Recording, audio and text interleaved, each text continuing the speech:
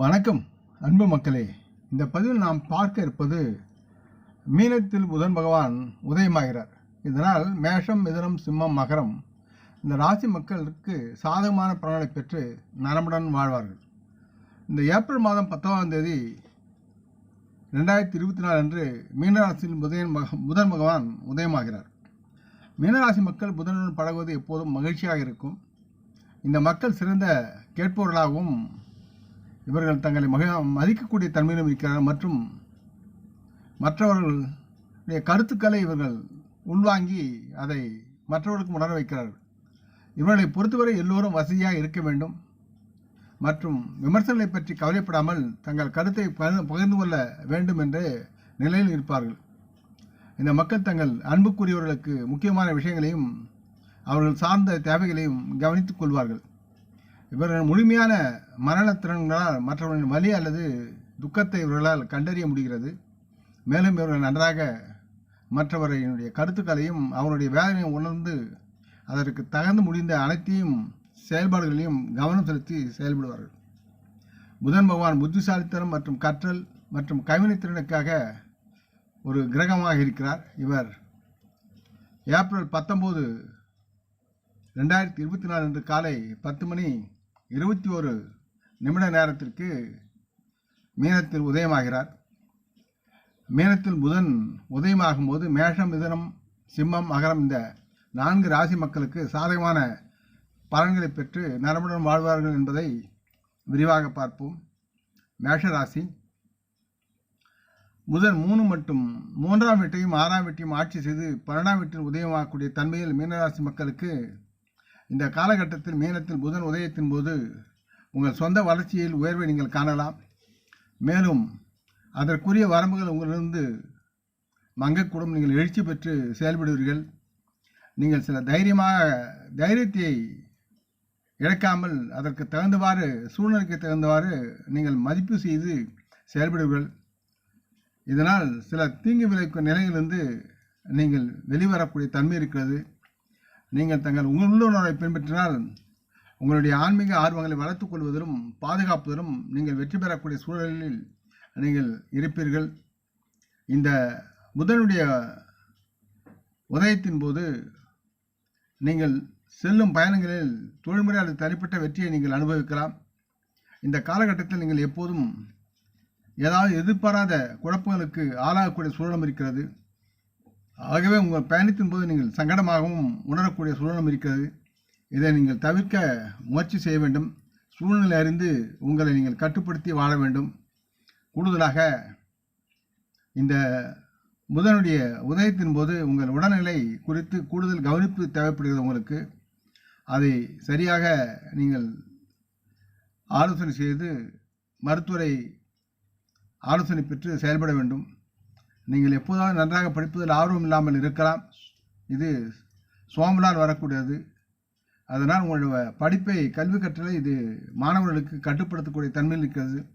ஆகவே கல்வி கற்றலில் உங்களுடைய ஆர்வத்தை அதிகரிப்பது உங்களுக்கு எதிர்கால வளர்ச்சிக்கு நல்வாழ்வுக்கு முக்கியமானதாக இருக்கிறது என்பதை உணர்ந்து மேஷராசி மாணவர்கள் படிப்பில் கல்வி கற்றலில் அக்கறையுடன் செயல்பட வேண்டும். இந்த புதனுடைய உதயத்தின் போது பரம்பரை சொத்துக்களும் அல்லது எதிர்பாராத சில பலன்களும் உங்களுக்கு வந்து உங்களை மகிழ்ச்சி கடலில் ஆழ்த்தும். அடுத்து மிதுனம். புதன் பகவான் மிதுன நட்சத்திரத்திற்கு புதனுக்கு அதிபதியாக முதல் வீட்டிலும் 4ஆம் வீட்டிலும் அதிபதியாக இருக்கிறார். இப்பொழுது மிதுன ராசி மக்களுக்கு 10ஆம் வீட்டில் உதயமாகிறார். இந்த நிகழ்வு நீடிக்கும் போது மிதுன ராசி மக்கள் வசதியை மேம்படுத்தவும் அதில் மகிழ்ந்திருக்கவும் செய்வார். புதிய ரியல் எஸ்டேட் வாங்குவது, சொத்து வாங்குவது மூலம் உங்கள் சொத்துக்களை அதிகரிக்கவும் திருப்தி அடைய முடியும். இந்த காலகட்டத்தில் நீங்கள் வேலை செய்யும் நோக்கங்களுக்காக அதிகமாக இடம் விட்டு இடம் பயணம் செய்யலாம். உங்கள் செயல்பாடுகளை அதிகரிப்பது போன்றவை உங்களுடைய அன்றாட செயல்பாடுகள் ஒன்றாக இருக்கும்.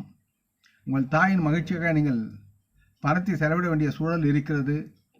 உங்கள் தொழிலை பொறுத்தவரை உங்கள் நிலையில் அதிக ஸ்திரத்தன்மையை நீங்கள் கண்டு கழிக்க முடியும் மற்றும் உங்கள் தொழிலில் நீங்கள் மேற்பார்வை செய்வதும் நேர்மையான கருத்துக்களை பெறுவதற்குண்டான சூழலையும் நீங்கள் பெறலாம். உங்களிடம் வலுவான விருப்பமும் கணித திறன்களும் இருப்பதால் உங்கள் வேலையில் உங்கள் திறன்களை அதிக பயன்படுத்தி நீங்கள் வெற்றி பெறுவீர்கள். மீனத்தில் புதன் உதயமாகும் இந்த காலத்தில் உங்கள் புத்திசாலித்தனத்தை உங்களுக்கு சாதகமாக பயன்படுத்தி உங்கள் வேலையில் நீங்கள் ஆதாயத்தை பெற்று வாழ்வில் முன்னேறலாம். தங்களின் அறிவுசார் திறன் உங்களுக்கு வெளிநாட்டில் அல்லது வெளி கம்பெனிகளில் வேலைவாய்ப்புகள் உங்களுக்கு தாராளமாக வந்து சேரக்கூடிய அமைப்பும் அதனால் ஆதாயம் பெறுவதற்குண்டான சூழலும் இருக்கிறது என்பதை கூறிக்கொள்கிறேன். அடுத்து சிம்மம். சிம்மராசி மக்களுக்கு புதன் பகவான் 2ஆம் வீட்டையும் 11ஆம் வீட்டையும் ஆட்சி செய்து தற்சமயம் 8ஆம் வீட்டில் உதயமாகிறார். சிம்மராசி மக்களுடைய தொழில் வாழ்க்கையில் பார்க்கும்போது வெவ்வேறு இடங்களுக்கு வேலைகளை நீங்கள் மாற்றிக்கொண்டு தெரியக்கூடிய தன்மையும் இருக்கிறது. இதனால் உங்களுக்கு தேவையான திருப்தியை வேலையில் அளிக்காது. நீங்கள் அதிக வேலை அழுத்தத்திற்கு ஆளாகக்கூடும் என்பதால் மீனத்தில் புதன் உதயமாகும் போது திட்டமிட்டு நீங்கள் வேலை செய்ய வேண்டியிருக்கும் என்று உணர்ந்து செயல்படும். திருப்தி என்பது உங்கள் மனதை பொறுத்து இருக்கிறது என்பதை உணர்ந்து உங்களுடைய படிப்புக்கும் நுட்ப அறிவுக்கு தகுந்தவாறு உங்களுடைய திருப்தியை நீங்கள் பயன்படுத்திக் கொள்ள வேண்டும். வணிகம் செய்யும் அல்லது ஊகம் வணிகம் செய்யும் போன்ற வணிக நடவடிக்கைகள் நீங்கள் ஈடுபட்டிருந்தால் இந்த நேரத்தில் நன்றாக அதில் ஈடுபட்டு நல்ல லாபத்தை பெறுவதற்கான சூழல் இருக்கிறது. மற்றும் இந்த துறையில் உங்களுக்கு போதுமான லாபத்தை வழங்கக்கூடும். அதே நேரத்தில் மற்ற சாதாரண வியாபாரம் உங்களுக்கு அதிக லாபம் தராமல் மிதமான லாபத்துடன் உங்களுடைய வாழ்க்கையை எடுத்து செல்ல இந்த புதனுடைய உதயம் உங்களுக்கு உதவிகரமாக இருக்கும். அடுத்து மகரம்.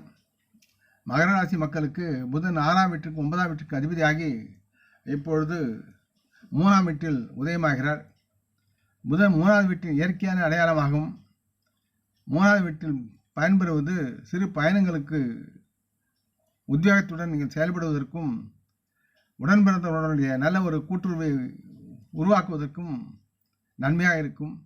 மீனத்தில் புதன் உதயமாகும் இச்சமயத்தில் திருப்தி மற்றும் புதிய வேலைவாய்ப்புகளை நீங்கள் பெற்று நலமுடன் வாழ்வீர்கள். உங்கள் தொழிலில் குறிப்பிடத்தக்க முன்னேற்றங்களை நீங்கள் பெற முடியும். உங்களில் சிலருக்கு வெளியூர் பயணம் செல்லும் வாய்ப்பு இருக்கிறது. இது உங்களுக்கு மகிழ்ச்சியை தரும். வணிகத்தை பொறுத்தவரை நீங்கள் ஒரு முயற்சியை துறந்தால் அதில் நீங்கள் கணிசமான லாபத்தை பெறுவதற்குண்டான சூழல் இருக்கிறது. அதில் மனதினுடைய நிறைவையும் மகிழ்ச்சியும் நீங்கள் காணலாம். நீங்கள் மேலும் புதிய வணிக ஆர்டர்களை பெற்று அதில் ஆதாயத்தை பெறுவதற்குண்டான சாத்தியக்கூறுகளும் இருக்கிறது. வியாபாரத்திலும் நீங்கள் செய்யும் தொழிலிலும் வெற்றி பெற வாய்ப்பு அதிகமாக இருக்கிறது. பொதுவாக மீனத்தில் உதயமாகும் போது நடக்கக்கூடிய உலகளாவிய தாக்கங்கள் பற்றி பார்ப்போம். மீனத்தில் புதன் உச்சம் பெற்றாலும் சாப்ட்வேர் நிறுவனங்கள் என்றும் மற்றும் ஐடி துறையினர் பெரிய பலன்கள் பெற முயற்சி முடியாமல் மந்த நிலையில் மேலும் மோசமடையலாம். பங்கு சந்தை மற்றும் ஊக வணிகங்கள் தொடர்ந்து தடுமாறலாம் மற்றும் வரைபடம் செங்குத்தான உயர்வை காட்டாது. மருத்துவத்துறையில் சிறிதளவு வளர்ச்சியும் சில சாதகமான முன்னேற்றங்களும் காணப்படும். கவிதை, கதை சொல்லுதல், வசனம் எழுதுதல் போன்ற படைப்புத் துறைகளில் ஈடுபட்டுள்ளவர்கள் வளரக்கூடிய சூழல் இருக்கிறது.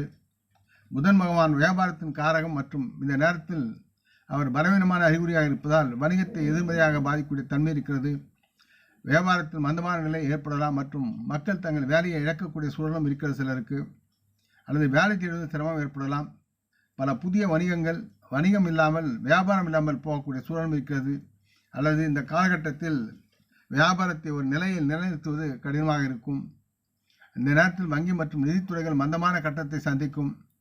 ஊடகவியலாளர்கள், பத்திரிகையாளர்கள், எழுத்தாளர்கள் இக்காலகட்டத்தில் நல்ல ஒரு பெயர் பெற்று விளங்குவார்கள். பங்கு சந்தையை பற்றி பார்க்கும்போது 19 ஏப்ரல் 2024 விழா நாள் எனப்படும் மீனராசியில் உயர்வு இந்த நிகழ்வு வரும் வாரங்களில் பங்கு சந்தையில் தாக்கத்தை ஏற்படுத்தும். விரைவில் வரவிருக்கும் மற்றும் நம் வாழ்க்கையில் பாதிக்கும் மாற்றங்களை பற்றி நாம் தெரிந்து கொள்ளலாம். சிமெண்ட், தேயிலை மற்றும் காப்பி தொழில்கள், எஃகு தொழில்கள், ரசாயன தொழில்கள், உரத் தொழில்கள், கனரக தொழில்கள், ஆட்டோமொபைல், உதிரி பாகங்கள் தொழில் மற்றும் இரும்பு மற்றும் எஃகு தொழில் ஆகியவை இந்த மாத தொடக்கத்தில் வளர்ச்சியை காணும். அதை தொடர்ந்து லாபத்தை தரும். மருந்துத்துறை கம்பெனி, ஆலைகள் மற்றும் பொதுத்துறை தொழில்கள் இந்த மாதம் முழுவதும் அதுவும் நல்ல ஒரு வளர்ச்சி அடையும். வங்கி மற்றும் நிதித்துறை மந்தமான கட்டத்தை சந்திக்கக்கூடிய சூழல் இருக்கிறது. ஆகவே அதுக்கு தகுந்தவாறு பங்கு சந்தையில் ஈடுபட்டுள்ளவர் திட்டமிட்டு செயல்பட வேண்டும். இந்த பதிவை நீங்கள் விரும்பியிருப்பீர்கள் என்று நம்புகிறேன். அப்படி இருந்தால் நீங்கள் இதை உங்கள் நலவிரும்பிகள் பகிர்ந்து கொள்ள வேண்டும் என்று கேட்டுக்கொள்கிறேன். நாம் முன்னோருடைய மனம் வந்து போற்றுவோம். இந்த பதிவை லைக் செய்து சப்ஸ்கிரைப் செய்து மற்றவருக்கும் பகிரும் நண்பர்கள் யாவரும் மனமுடன் நலமாக தேக திடகாத்துற ஆகிய ஆரோக்கியத்துடன் சகலவிதமான தன தானிய ஆபராணி ஐஸ்வர்யனை பெற்று சர்வகாரிய ஜெயத்துடன் வாழ்வாங்க வாழ இறைவன் பாதம் பணிகிறேன். வணக்கம்.